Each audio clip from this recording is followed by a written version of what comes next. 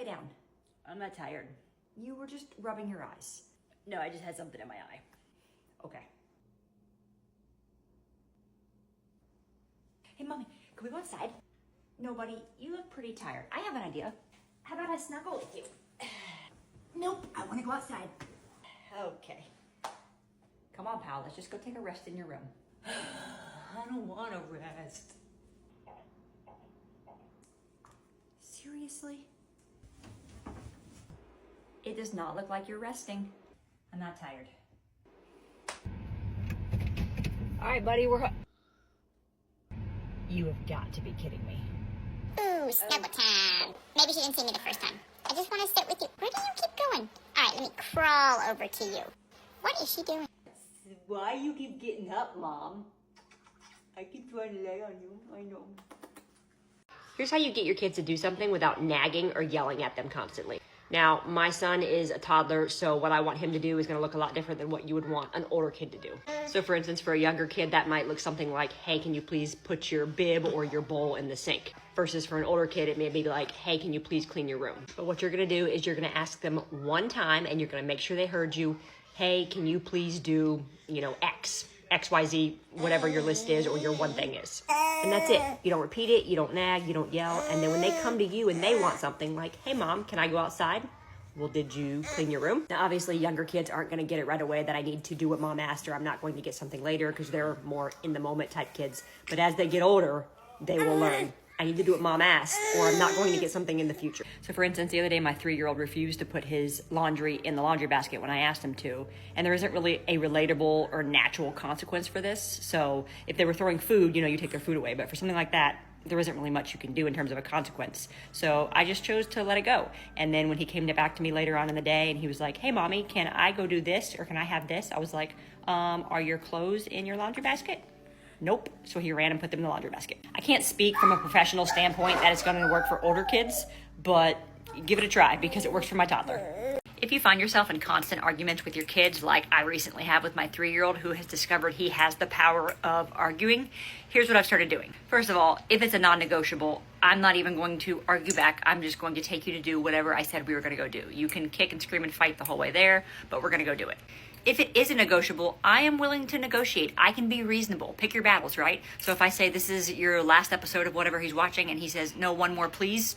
Okay, cool. You can have one more episode. I am willing to give into that. But most importantly, when they're like in the thick of it, like just having a tantrum and just trying to argue with you, just screaming. Like for instance, my son, I just sent him to his room. I was trying to put his sister to sleep. And I was like, go to your room because he was having a fit while I'm trying to get her to sleep. I will be there in a minute because normally I sit with him while he's having a tantrum. So he went to his room and then proceeded to scream, I won't go to my room. I won't go to my room. No, I won't. No, I won't. Because normally that would get a rise out of me. And this time around, I was just like, you can't argue. It takes two to argue. And if you're not arguing back, they have nobody to argue with. So I just sat there reminding myself, like, he can't argue with nobody. So just let him keep saying what he's saying. I will address it when I'm done. But I'm not going to engage in battle and start arguing with him because literally then it just makes both of us exhausted. So if you feel yourself getting heated because your kid is trying to argue with you of any age, just keep reminding yourself, it takes two to argue, it takes two to argue. And that's just what I kept saying to myself over and over again. It takes two to argue. And I am not going to argue back. I don't really care if you buy what I'm about to talk about or not, but this is the only place you can find them. And if you have a toddler, I wanted to share it with you.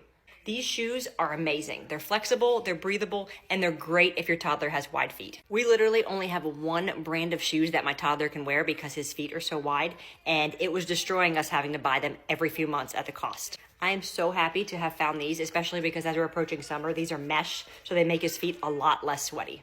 So I'd highly recommend you check them out if you're having trouble finding shoes for your toddler, or you're just looking for an overall good shoe.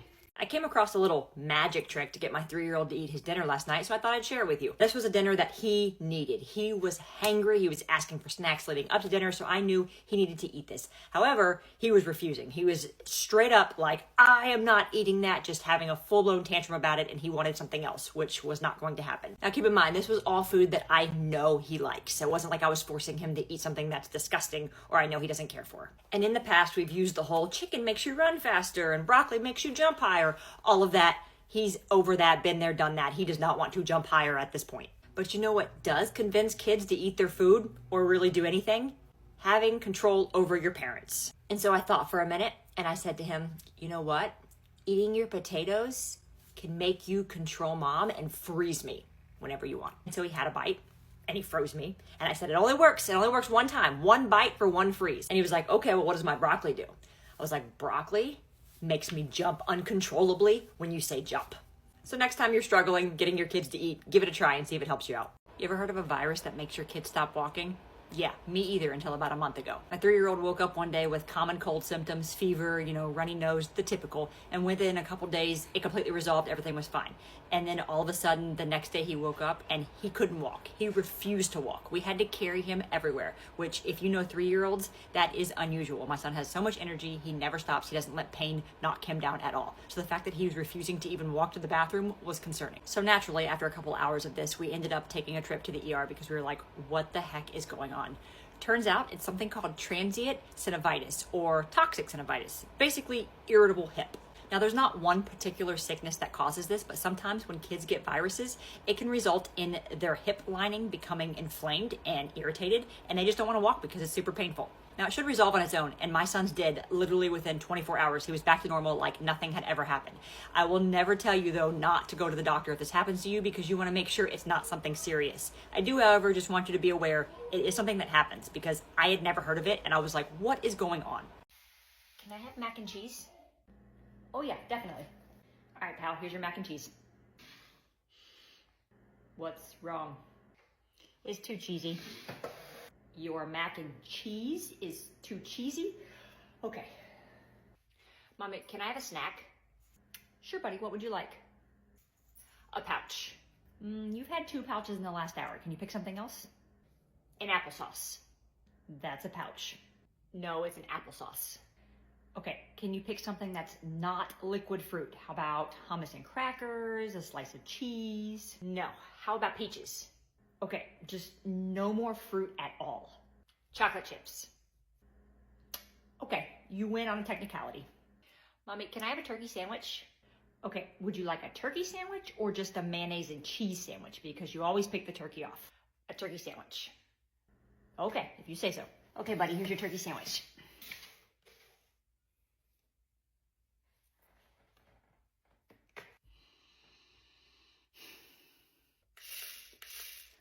Look, I got a cheese stick. I know, they're your favorite. As a mom of 2, here's some things I want new parents to know. First, every baby sleeps different. So if you feel like you're trying everything, you're doing the dark room, the sound machine, the swaddle, and none of it's working, they're just not sleeping well despite what everybody's telling you, everybody's saying, oh, their baby sleeps great, why isn't yours? It's not your fault. Every baby has a different sleep temperament. My first was a horrible sleeper. Regardless what I did, he was up every hour and we ended up co-sleeping when he got a little bit older because it was just exhausting. My second, from a super early age, great sleeper. I have done nothing different. Every baby just has a different sleep temperament. Just like adults. Some adults can fall asleep easy and stay asleep and others take a while to go to sleep. So don't think that you're doing anything wrong there. 2, if your baby is only taking 30-minute naps every time you lay them down, that is completely normal. They don't start to consolidate their naps until after 6 months. So if you're like, what the heck is going on? Why are we just having 5 30-minute naps in a day? What am I doing wrong? Again, nothing.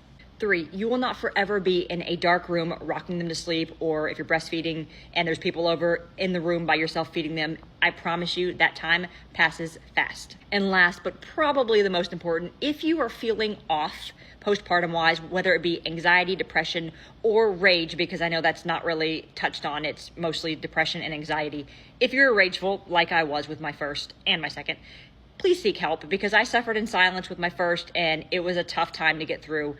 Talk to your doctor, get some help. Please, it will make you feel so much better. Hey, Mommy, guess what? Yeah, buddy, what's up?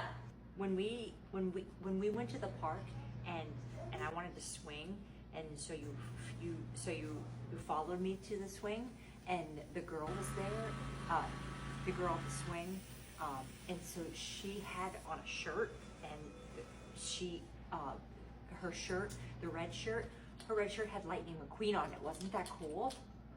Oh yeah, so the girl on the swing was wearing a Lightning McQueen shirt? Yeah. Cool.